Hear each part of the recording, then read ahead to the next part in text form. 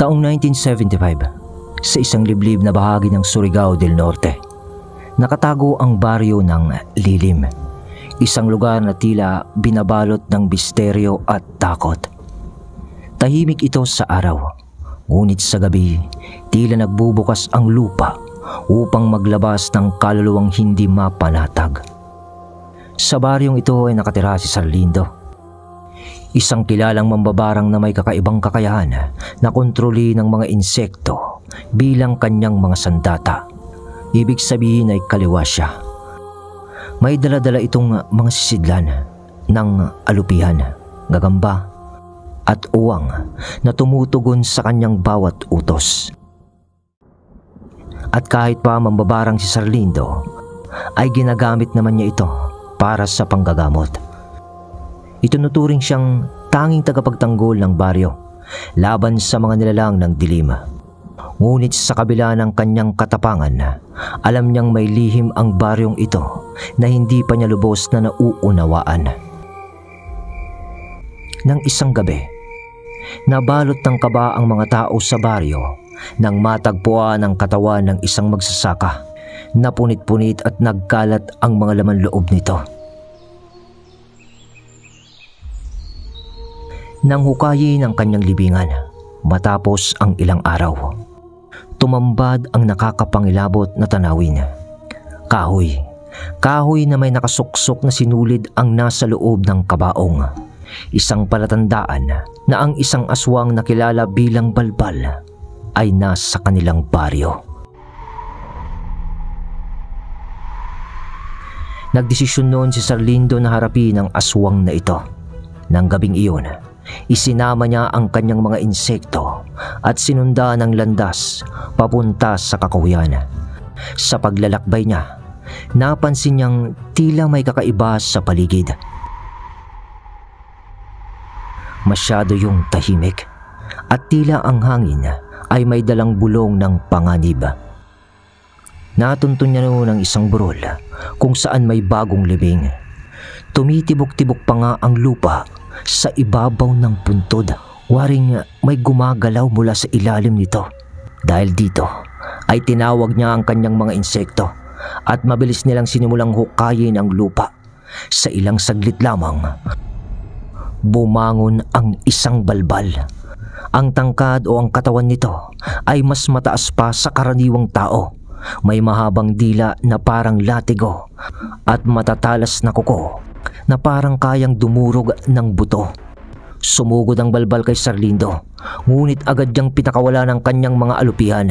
Mabilis na gumapang ang mga ito sa katawan ng halimaw. Kinakagat nila ang mga laman nito at nagpapalabas ng lason. Kasabay nito ay tinawag niya ang kanyang gagambang itim na nagsimula namang gumawa ng malalaking sapot upang pigilan ang galaw ng balbal. Ngunit habang abala si Sarlindo sa pakikipaglaban, naramdaman niyang may malamig na simoy ng hangin sa kanyang likuran. Sa paglingon niya, isang manananggal ang bigla namang bumaba mula sa ere. Dala ang matatalim na kuko at pakpak na parang labaha. Agad siyang umatras dahil sa pagdagit nito. At kinuha ang isang bote ng langis mula sa kanyang bag. Isang langis yun na gawa sa dagta ng balite. At pinaghalong dahon ng alingay-ngay, ibinuhos niya ito sa lupa. At agad itong sumiklab ng apoy na tila humarang sa halimaw. At ang laban ay naging mas marahas habang pinipigilan ni Sarlindo ang manananggal gamit ang apoy. Pinilit niyang kontrole ng kanyang mga insekto na nakikipaglaban pa rin sa balbal. Ngunit sa gitna ng kaguluhan, narinig niya ang mga yabag ng maraming tao. Sa unay, akala niya'y tulong mula sa mga taga-baryo ito. Ngunit nang makita niya ang mga paparating, ang kanilang mga mata, mapupungay na malalamlam at parang uhaw sa dugo ang mga yun.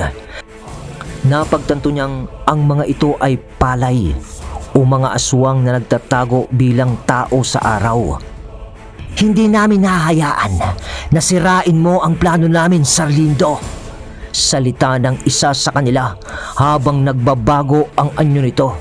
Dito ay inilabas na ni Sarlindo ang tunay niyang lakas. Tinawag niya ang kanyang pinakamalaking gagamba si Lutog na kasing laki ng isang kalabaw.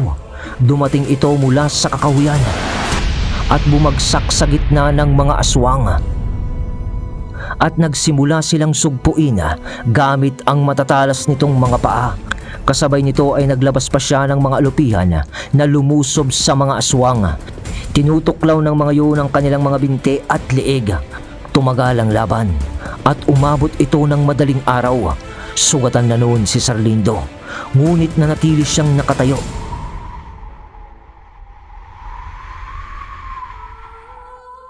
Natapos ang labanan nang magsimulang sumikat na ang araw, dahilan upang umatras ang natitirang mga aswang. Ngunit bago tuluyang mawala ang mga ito, nag-iwan sila ng babala. Hindi ito ang huli, Sarlindo. Ang baryo ng Lilim ay hindi mo teritoryo. Isa kang dayuhan dito. At ang lugar na ito ay para sa mga katulad namin. Habang nagliliwanag na ang paligid, natuklasan ni Sarlindo ang nakakakilabot na katotohanan na ang baryo ng Lilim pala ay isang pugad ng mga aswang. Mga halimaw na nagtatago sa anyo ng mga tao.